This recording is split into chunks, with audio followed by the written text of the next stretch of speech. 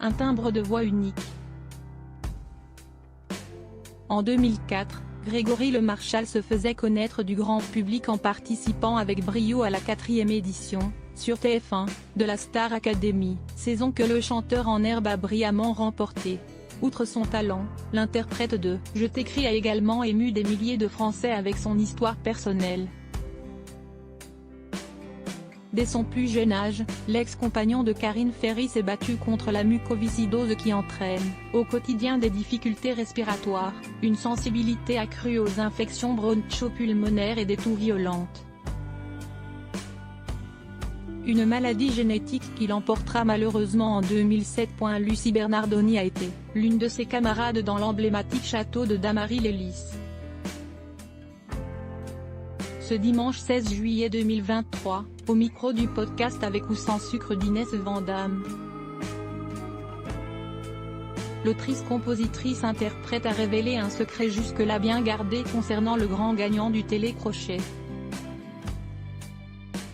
Sans surprise, Lucie Bernardoni a été particulièrement ébranlée par la brutale disparition de Grégory Le Marchal.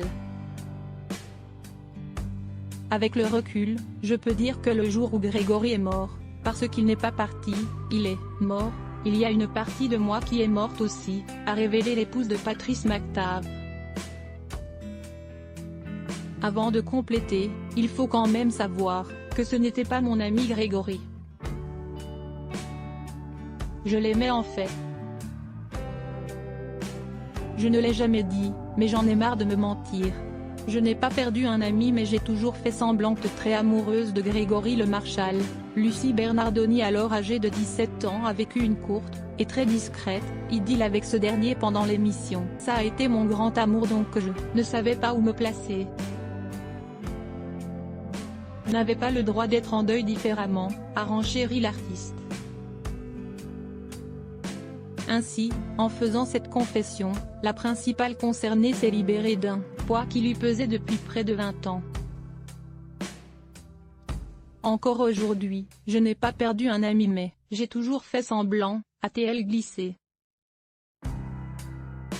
Toutefois, les sentiments de son ex-petite amie à son égard étaient bien différents des siens à son grand-dam.